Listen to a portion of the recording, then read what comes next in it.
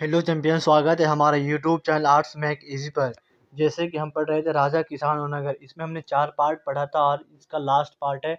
आज हम इस चैप्टर को ख़त्म करेंगे, ठीक है। अगर आप लोगों ने उस 4 पार्ट नहीं देखा है तो पहले 4 पार्ट देख लिए, इसके बाद इस वीडियो को देखें ताकि ये क्लास समझ आएगी और इसका जो फॉलो है वो बना रहेगा। ऐसा लगेगा कि सारी बातें जो है वो समझ आ रही हैं। अगर आप डायरेक्ट इसको देखेंगे तो जो पीछे की बातें हैं आप उससे रिलेट नहीं कर पाओगे, ठीक है। तो यही है कि अगर आपने नहीं देखा है तो पहले उस वीडियो को देख ले, फिर ये देखना। तो एक बार हम रिकॉल कर लेते हैं कि हमने क्या-क्या पढ़ लिया था और आज हम क्या पढ़ेंगे, ठीक है। तो हमने पढ़ लिया था कि जो महाजन छठी शताब्दी ईसा पूर्व में जो नए नगर बसे, जो साम्राज्य थे उसका उदय हुआ, नए-नए जो शासक थे वो आए, अलग-अलग शासन किया। जैसे हम देखेंगे कि उस वक़्त जो लोहे का प्रयोग था उसका इस्तेमाल हुआ, उससे पहले लोहे कहीं नहीं मिले, ठीक है। छठी शताब्दी ईसा पूर्व आते-आते जो लोहों का प्रयोग होना वो शुरू हो गया। उसके अलावा 16 महाजनपद के बारे में पढ़ा हमने। उसके अलावा हमने पढ़ा था मगध महाजनपद के बारे में, वो शक्तिशाली क्यों था, इसके रीज़न को हमने देखा था, ठीक है। आप लोगों ने अगर नहीं देखा है तो इस वीडियो को देख लें तो आपको पता चल जाएगा। हमने काफ़ी डिटेल में वो पढ़ी थी, ठीक है। इसके अलावा हमने साउथ में पढ़ा था जो 3 डायनेस्टी थी, चोल, चेरे और पांड्य, ठीक है। सरदार-सरदारी यहाँ होते थे। इसके अलावा वो कर नहीं लेते थे, वो भेंट लेते थे लोगों से, ठीक है। इसके अलावा हमने पढ़ा था मौर्य साम्राज्य के बारे में, जिसकी स्थापना 321 पूर्व में हुई, 321 एक ईसा पूर्व में हुई, ठीक है। ये चंद्रगुप्त मौर्य के द्वारा किया गया था। इसके अलावा इसके एक मंत्री थे चाणक्य, जिसका अलग नाम है विष्णुगुप्त और कौटिल्य, ठीक है। इसके अलावा हमने एक यूनानी राजदूत के बारे में पढ़ा जो मौर्य साम्राज्य के वक़्त आया था। उसने यहाँ इस मौर्य साम्राज्य के बारे में अच्छे से लिखा इंडिका पुस्तक में, ठीक है, मेगास्थनीज़। इसके अलावा हमने पढ़ा था कि जो नगर थे जैसे पाटलिपुत्र हो गए, उज्जैन हो गए, ठीक है, कौशाम्बी हो गया, ये सब उस वक़्त के जो नगर थे। और जो मौर्य साम्राज्य के जो राजधानी के बारे में पढ़ा था, पहले राजगीर था, फिर चौथी शताब्दी ईसा पूर्व में जो पाटलिपुत्र था, आज का जो पटना है, वो हुई राजधानी, ठीक है। ये सब हम पढ़ के आ चुके हैं। फिर हमने पढ़ा सिक्के के बारे में, ठीक है। जो छठी शताब्दी ईसा पूर्व में सबसे पहले सिक्के का इस्तेमाल हुआ, ठीक है। वो आहत सिक्के थे सबसे पहले छठी शताब्दी ईसा पूर्व में। इसके बाद हम देखेंगे कैसे जो पहले नए जो राजा की शासक की प्रतिमा और नाम, जो सिक्के पे नाम लिखा भी होता था और शासक का प्रतिमा था, वो सबसे पहले किसने शुरू किया था? हिंद यूनानी शासकों ने। कब किया था? दूसरी शताब्दी ईसा पूर्व में। इसके बाद हम देखेंगे कि सोने के सबसे पहले सिक्के किसने जारी किया था? ये भी हम देखे थे कि जो कुषाण राजा थे, वो सबसे पहले सोने के सिक्के जारी किया था। इसके अलावा हम देखें सब सोने के सबसे भव्य सिक्के, ठीक है, उत्तम किस्म का जो सोना था, वो किस जो गुप्त शासक था उस वक़्त जारी किया गया था सोने के सिक्के। इसके अलावा कुछ योधे जो शासक थे वो पंजाब हरियाणा में थे, उसने हज़ारों तांबे के सिक्के जारी किए थे और जो आहत सिक्के होते थे वो चांदी और तांबे के होते थे, ठीक है। ये सब हम आज पढ़ के आ चुके हैं। आज हम पढ़ेंगे कि जो अभिलेख है उसका अर्थ कैसे निकाला जाता है, ठीक है। जैसे कि हमने पढ़ा था कि 19वीं शताब्दी में 1830 के दशक में जो अशोक के अभिलेख थे, ब्राह्मी और खरोष्ठी लिपि, उसका अर्थ निकाला गया। किसके द्वारा? जेम्स प्रिंसेप के द्वारा निकाला गया, जो कि ईस्ट इंडिया कंपनी का एक कर्मचारी था या उसमें कार्य करने वाला एक इतिहासकार था, ठीक है। ये हम देखें जैसे कि अभी तक हम अन्य बातों के अलावा अभिलेख को अंशों के बारे में अध्ययन कर रहे थे, लेकिन इतिहासकारों को ये कैसे ज्ञात होता है? हम देखें कि उसे कैसे मालूम होता है कि अभिलेख पर क्या लिखा है, इसका क्या मतलब होता है? कई सारे उसके जो तरीके होते हैं, बहुत सारे होते हैं कि वो कैसे पता लगाते हैं कि ये किस वक़्त की है, कि कौन से इसकी भाषा क्या है, इसको किसने लिखवाया, कौन से शासक इसे लिखवाए, ये सब वो ज्ञात करते हैं, ठीक है। तो जैसे कि हम पढ़ रहे हैं, जैसे हम ब्राह्मी लिपि का पहले देखेंगे, ब्राह्मी लिपि का अध्ययन कैसे हुआ। हम देखेंगे जो आधुनिक भारत है, भाषाओं में जो हर आधुनिक भारत की जो भाषाएँ हैं, लगभग सभी लिपियों का जो मूल लिपि है वो ब्राह्मी लिपि है। जैसे जो हिंदी है, ठीक है, हिंदी क्या है? हिंदी एक भाषा है, इसकी लिपि क्या है? देवनागरी है। वैसे ही जो ब्राह्मी और खरोष्ठी लिपि है, ठीक, ब्राह्मी लिपि उसकी भाषा क्या है? प्राकृत भाषा है। जैसे अरामाइक भाषा हो गया, यूनानी भाषा हो, ये सब भाषा है। लिपि की बात करें तो ये ब्राह्मी लिपि हो गया, खरोष्ठी, ये सब लिपि है। जैसे हिंदी की लिपि देवनागरी है, ठीक है। उसी तरह आज हम देखें जो इस वक़्त की जो भाषाएँ हैं, ठीक है? जिसमें सभी जो लिपियों है, जितनी सारी भाषाएँ उसकी जो लिपि है, वो सबका मूल की लिपि कौन है? ब्राह्मी लिपि है। ये याद रखना, ये इम्पोर्टेंट है। इसके हम देखें कि ब्राह्मी लिपि का प्रयोग अशोक के अभिलेखों में किया जाता था। ठीक है, अशोक के ब्राह्मी और खरोष्ठी लिपि का उपयोग किया गया था। 18वीं सदी में यूरोपीय विद्वानों ने भारतीय पंडितों की सहायता से आधुनिक जो बंगाली और देवनागरी लिपि है, जो कई पांडुलिपियों का अध्ययन शुरू किया और उसके अक्षरों की प्राचीन अक्षरों के नमूने से तुलना शुरू की। ठीक है, हम देखेंगे कैसे 18वीं शताब्दी में जो यूरोपियन विद्वान थे, उसने जो भारतीय पंडित थे, उस जो सहायता से जो आधुनिक बंगाली और देवनागरी लिपि थी न, उसके उस कई सारे जो पांडुलिपि थे, उसका उसको पढ़ना शुरू किया और जो उसकी अक्षर थी, जो उसके लेटर थे, जो प्राचीन अक्षरों के नमूने के से तुलना शुरू किया कि उसमें क्या एक जैसा है, क्या अलग है, क्या डिफ़रेंस है, क्या सेम है, ये सब उसने उससे तुलना शुरू किया। इसके अलावा हम देखेंगे आरंभिक जो अभिलेखों का अध्ययन करने वाले जो विद्वान थे, कई बार यह अनुमान लगाया कि ये संस्कृत में लिखे गए हैं। ठीक है? उसका अनुमान था, ठीक है? जो प्राचीन जो प्रारंभिक जो अभिलेख का अध्ययन करने वाले जो विद्वान थे, उसका ये मत था कि ये संस्कृत में लिखे गए हैं, लेकिन जो प्राचीनतम अभिलेख थे वो किस भाषा में थे? वो प्राकृत भाषा में थे, ठीक है? फिर कई दशकों बाद जो अभिलेख है, अभिलेख वैज्ञानिकों के अथक परिश्रम के बाद जेम्स प्रिसप ने अशोककालीन ब्राह्मी लिपि का 1838 ईस्वी में अर्थ निकाला। हमने शुरू में पढ़ा था 1830 ईस्वी में जो जेम्स प्रिसप था उसने ब्राह्मी और खरोष्ठी लिपि का अर्थ निकाला था। तो वो एग्ज़ैक्ट डेट क्या है? 1838 है, इसमें कन्फ्यूज़ नहीं होना। कहीं जगह 1837 भी अगर ऑप्शन में 1837 रहे, 1838 ना रहे तो 1838 या 37 ही मानना। अगर 1838 और 1837 दोनों ऑप्शन में रहे तो 1838 मानना, ठीक है? ये याद रखना। इसके बाद हम देखें कि खरोष्ठी लिपि को कैसे पढ़ा गया। खरोष्ठी लिपि की इसकी जो पढ़ने की ये इसकी एक अलग रोचक कहानी है, ठीक है? हम देखेंगे जो जो खरोष्ठी लिपि की जो अभिलेख में पढ़ी जो खरोष्ठी लिपि है, उसे पढ़ जाने की कहानी अलग है। जो इस क्षेत्र में जो शासक शासन कर रहे थे, ठीक है? वो हिंद यूनानी राजाओं जो जिसने द्वितीय शताब्दी ईसा पूर्व में शासन किया, जो बनवाए गए जो सिक्के से जानकारी हासिल करने में आसानी हुई है, ठीक है? हम देखें कि जैसे जो पश्चिमोत्तर क्षेत्र में ही खरोष्ठी लिपि का इस्तेमाल होता था, तो उसमें जो वहाँ शासन करते थे, वो हिंद यूनानी शासक थे, ठीक है? उसने यहाँ जो सिक्के से उसकी जो सिक्के उसने जारी किए थे, जो प्रतिमा और नाम युक्त सिक्के सबसे पहले किसने जारी किए थे? हिंद यूनानी शासकों ने। तो उसने जो सिक्के जारी किए थे, उस पर जो राजाओं के नाम हैं, वो खरोष्ठी में हैं, यूनानी और खरोष्ठी में लिखे गए। यूनानी तो ये यूरोपियन लोग पढ़ ही सकते हैं यूनानी भाषा, वहाँ का मूल भाषा है जैसे यूनानी जो भाषा है। इसके अलावा हम देखें कि जैसे यूनानी भाषा पढ़ने वाले जो यूरोपीय विद्वानों ने अक्षरों का मेल किया। उदाहरण के तौर पर जैसे दोनों लिपियों में अपोलोडोटस का नाम लिखने में एक ही प्रतीक मान लीजिए अ प्रयुक्त किया गया है। ऐसे ही वो उसका इस्तेमाल करके वहाँ ये लोग को जो यूरोपियन विद्वान थे उसे तो यूनानी भाषा आती थी और जो वहाँ जो शासन करते थे वो हिंद यूनानी शासक ही थे। तो उसने जो सिक्के पे लिखाया किस भाषा में लिखाया? जो खरोष्ठी और यूनानी में, ठीक है? इस वजह से जो यूरोपियन विद्वान थे उसे वो पढ़ने में सफल रहे। हम देखेंगे कि जैसे जो जेम्स बिशप ने खरोष्ठी में लिखे अभिलेखों की भाषा की पहचान प्राकृत के रूप में की थी, इसलिए लंबे अभिलेखों को पढ़ना सरल हो गया। ठीक है? इसके बाद हम जैसे ये अक्षर है अशोक के समय की ब्राह्मी व उसके शरणार्थी जो देवनागरी अक्षर है, जैसे ये क है तो ये पहले ऐसे था, ये च ढ स ऐसे ये अक्षर है, ठीक है? जैसे हम देखें जो अभिलेखों से प्राप्त ऐतिहासिक साक्ष्य, अभिलेख से के क्या प्राप्त होते हैं, ऐतिहासिक साक्ष्य क्या है, अभिलेखों से हमें क्या-क्या मिला वो हम देखेंगे। इतिहासकार एवं अभिलेख शास्त्रियों को काम करने के तरीकों का पता लगाने के लिए आइए अशोक के 2 अभिलेखों का अध्ययन से पढ़ेंगे। ये स्रोत 10 है और एक स्रोत 11 है। हम दोनों देखेंगे, ठीक है? इसको ध्यान देने की योग्य बात यह है कि जो अभिलेख है ये स्रोत 10 है में ये स्रोत जो है राजा के आदेश, ये स्रोत 10 है कि जो शासक जो अशोक थे उसके नाम नहीं लिखा है, ठीक है? उसने जो अभिलेख लिखा है उस पे जो एक जगह का जो अभिलेख है उस पे अशोक ने अपना नाम नहीं लिखा है, ठीक है? उसके उसमें अशोक द्वारा अपनाई गई जो उपाधियाँ है उसका प्रयोग किया गया है जैसे कि देवनाम भी है अर्थात देवताओं का प्रिय और प्रियदर्शी यानी देखने में सुंदर।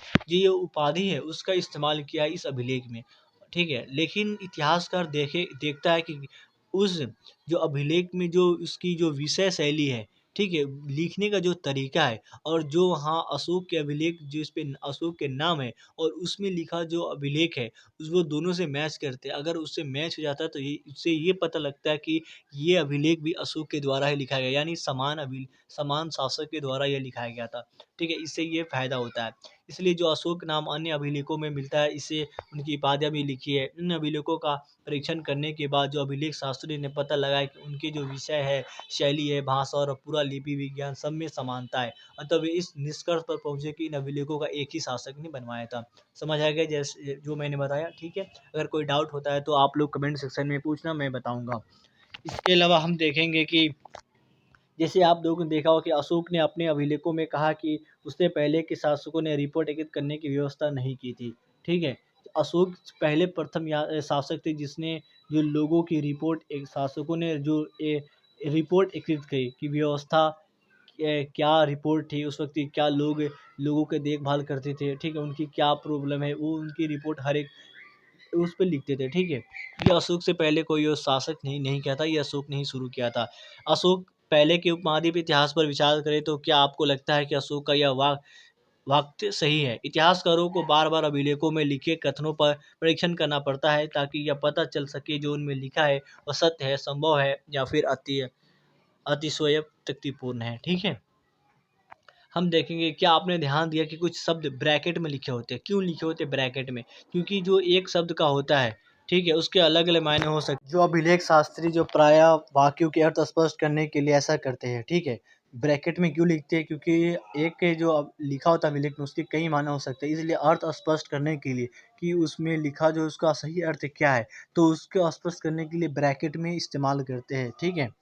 जो इतिहासकार होते हैं। इसके अलावा हम देखेंगे यह बड़े ध्यान से करना पड़ता है जिससे ये लेखक का मूल अर्थ बदल ना जाए। इतिहासकारों को और भी परीक्षण करने पड़ते हैं, यदि राजा के आदेश यातायात मार्गों के किनारे और नगरों के पास प्राकृतिक पत्थरों पर उत्कीर्ण थे तो क्या वहाँ से आने जाने वाले लोग उन्हें पढ़ने के लिए उस स्थान पर रुकते थे? अधिकांश लोग प्रायः पढ़े लिखे नहीं थे। तो ये सब पता लगाते हैं। क्या क्या पाटलिपुत्र में पड़ी तो प्राकृत उपमहाद्वीप में सभी स्थानों पर लोग समझते थे? क्या राजा के आदेश का पालन किया जाता था? इन प्रश्नों के उत्तर पाना सदैव आसान नहीं है, क्योंकि उस वक्त की जो कहानी है, तो जो लिखी अभिलेख में लिखे वही सब हम समझ सकते हैं, और जो चीज़ें नहीं लिखी गई, क्योंकि हर एक चीज़ तो नहीं लिखा जा सकता ना। बहुत जो इम्पोर्टेंट हो, जो उस वक्त की समय के हिसाब से ज़्यादा उपयुक्त हो, वो सब बातें लिखी होती थी। राजा जैसे राजा की उपलब्धियाँ हो गई, कुछ स्थान पर कुछ अच्छी चीज़ें हो गई, या उसके बाद हम देखेंगे इनमें से कुछ जो समस्याओं के प्रमाण हमें अशोक के अभिलेख में मिलते हैं, जो हम स्रोत 11 भी पढ़ेंगे, इस जिसकी व्याख्या प्राप्त अशोक की वेदना के प्रतिबंध के रूप में की जाती थी, ठीक है?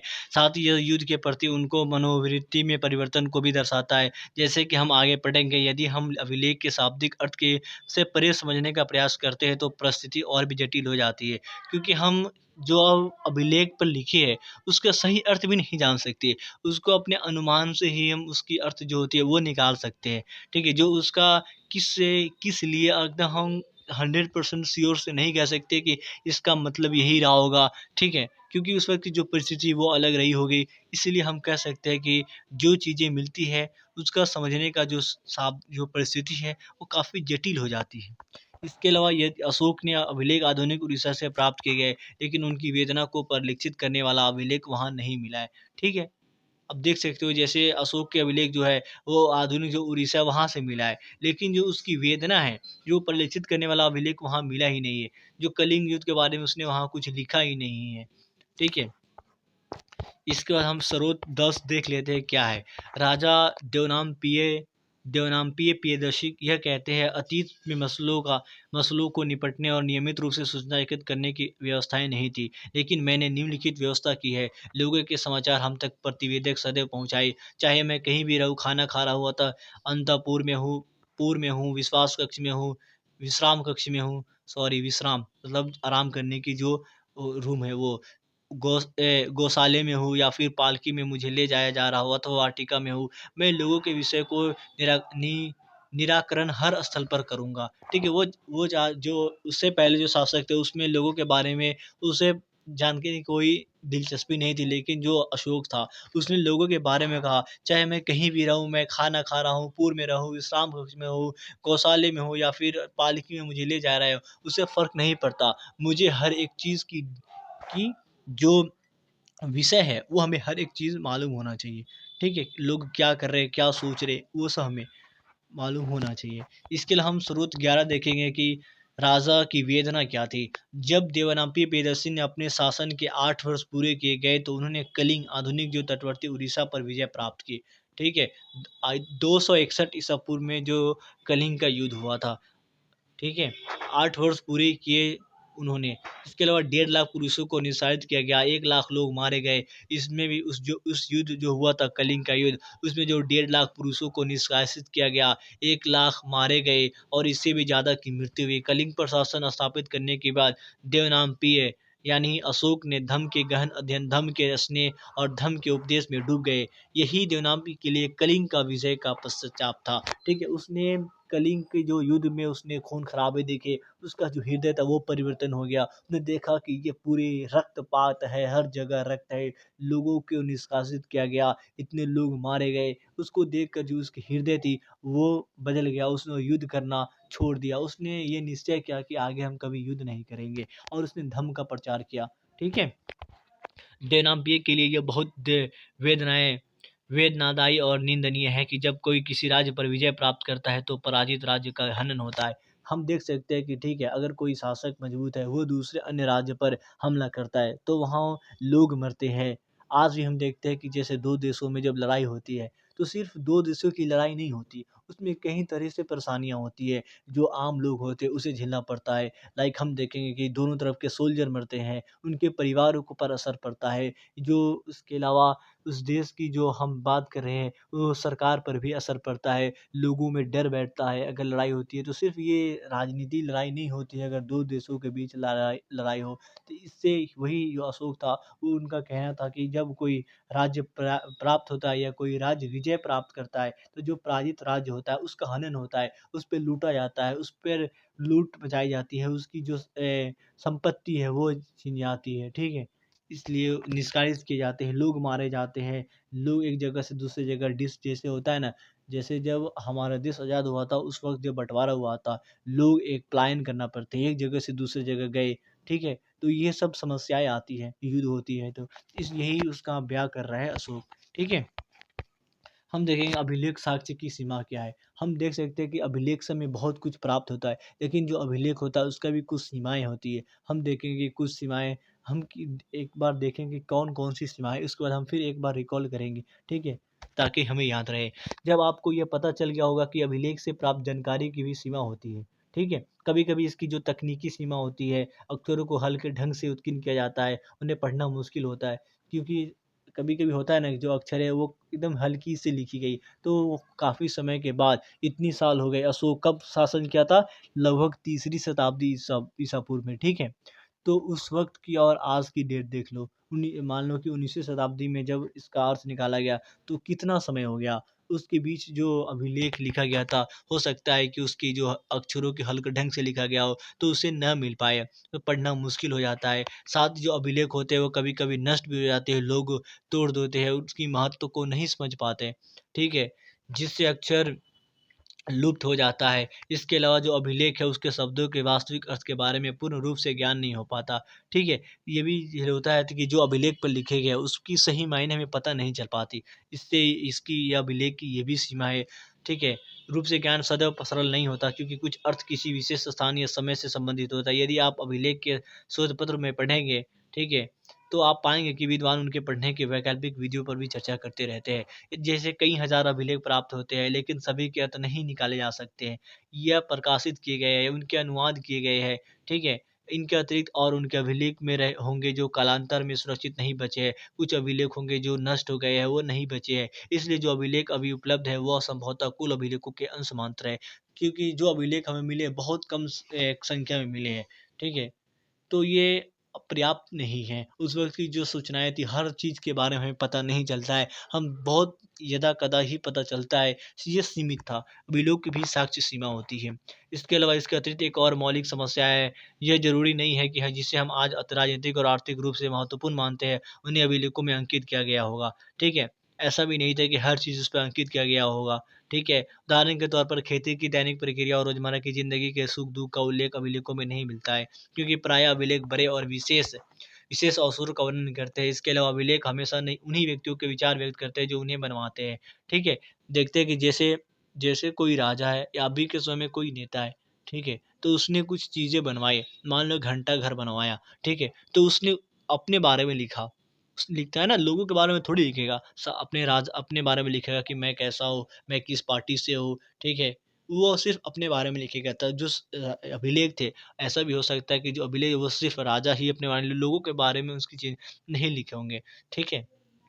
ये होता है। इसके अलावा जो राजनीतिक और आर्थिक इतिहास का पूर्ण ज्ञान मात्र अभिलेख शास्त्र से ही नहीं मिलता, ठीक है? साथ ही इतिहासकार प्रायः प्राचीन और अर्वाचीन दोनों प्रकार के प्रमाणों का आशंका व्यक्त करते हैं। 19वीं सदी के आखिरी दशकों में और 20वीं सदी के प्रारंभ में इतिहासकार प्रमुख रूप से राजाओं के इतिहास में रुचि रखते थे। 20वीं सदी के मध्य से आर्थिक परिवर्तन है, विभिन्न सामाजिक समुदाय के उदय के विषय में महत्वपूर्ण बन गए। हाल के जो दशकों में ऐसे समुदाय के प्रति इतिहासकार की रुचि बढ़ी है जो सामाजिक हाशिए पर रहे हैं। इससे संभवतः प्राचीन स्रोतों पर पुनर्विचार किया जाएगा और विश्लेषण की नई विधियाँ विकसित होंगी। इसके अलावा हम आने वाले समय में देखेंगे कि अच्छे तरीके से और इतिहास जान पाएंगे।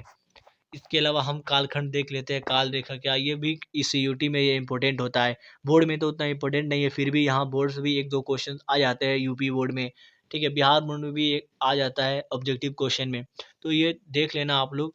एक बार मैं दिखा देता हूँ पूरा, जो इम्पोर्टेंट है वो बता देता हूँ। यहाँ इम्पोर्टेंट है, चंद्रगुप्त मौर्य का राजरोहन कब हुआ? तो कब हुआ था? लगभग 321 ईसा पूर्व में।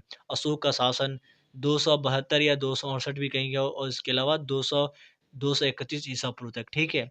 इसके अलावा मौर्य साम्राज्य का अंत कब हुआ? ये भी इम्पोर्टेंट है, 185 ईसा पूर्व में। मात्र 150 साल ही चल पाया था। इसके अलावा ये सब इम्पोर्टेंट नहीं है। ये इम्पोर्टेंट है, कनिष्क का राजरोहन कब हुआ? ये बिहार बोर्ड में बहुत बार आया हुआ क्वेश्चन है। तो कब हुआ था? 78 ईस्वी में, ठीक है? इसके अलावा सातवाहन और शक शासकों द्वारा भूमिदान के अभिलेख कब मिले? तो वो 100 से 200 ईस्वी में। गुप्त शासक का आरंभ कब हुआ? 320 ईस्वी, ये इंपॉर्टेंट है। उसके अलावा समुद्रगुप्त का भी जो कालखंड है, उसकी जो शासन का टाइमिंग है वो इंपॉर्टेंट है। 335 से 375 ईस्वी तक वो शासन किया। चंद्रगुप्त द्वितीय दक्कन के वाकाटक, ये भी इंपॉर्टेंट है। 375 से 415 ईस्वी तक ये शासन किया। इसके अलावा और इम्पोर्टेंट, हाँ ये इम्पोर्टेंट है, अरबों के सिंध पर विजय कब हुई? 712, ठीक है? मोहम्मद बिन कासिम, उसने अटैक किया था भारत पर, कब किया था? 711 है। आप जब चैप्टर 5 पढ़ोगे, ठीक है? तो वहाँ पे देखोगे कि चैप्टर 6 पढ़ोगे तो वहाँ देखोगे कि 711 लिखा हुआ है। तो ये ऑप्शन में जिस हिसाब से अपने हिसाब से लगा लेना, 712 है तो 712 लगाना, 711 है तो 711 लगाना, ठीक है? इसके अलावा हम देखेंगे कि 1784 में बंगाली एशियाटिक सोसाइटी का गठन हुआ। ये इम्पोर्टेंट हो जाता है सीयूटी में भी और बोर्ड में भी। इसके अलावा 1810 का दशक था, कलिन मैकेंजी ने संस्कृत और तमिल भाषा में 8000 अभिलेख एकत्रित किए। ये सीयूटी के लिए इम्पोर्टेंट है, बोर्ड के लिए इम्पोर्टेंट नहीं है। इसके अलावा ये इम्पोर्टेंट है बोर्ड और सीयूटी दोनों के लिए। 1838 में जेम्स बिशप द्वारा अशोक के ब्राह्मी और खरोष्टी लिपि के अर्थ निकाले गए। 1877, ये इम्पोर्टेंट नहीं है, ये सीयूटी के लिए इम्पोर्टेंट है। अलेक्जेंडर कनिंघम ने अशोक के अभिलेख के एक अंश को प्रकाशित किया। 1886 दक्षिण भारत के अभिलेख के शोधपत्र एपिग्राफी कर्नाटका का प्रथम अंक है। इसके लिए 1888 में देखेंगे एपिग्राफिया इंडिका का प्रथम अंक कब हुआ? 1888 में। अब हम बात करेंगे 1965-1966 में डीसी सरकार ने Indian epigraphy and Indian epigraphical glossary प्रकाशित की। तो ये रहा चैप्टर 2। आज हमने 5 पार्ट में चैप्टर 2 को समाप्त किया है। अगर पूरे पार्ट में अगर कोई भी डाउट रह जाता है तो कमेंट सेक्शन में आप लोग बताना, मैं डाउट क्लियर करूँगा। और जो चीज़ें नहीं समझ आई है वो बार-बार पूछो, मैं बताऊँगा, ठीक है? अगर वीडियो अच्छी लगी है तो अपने दोस्तों के साथ शेयर करना, लाइक करना, कमेंट करना, और जय हिंद, जय भारत।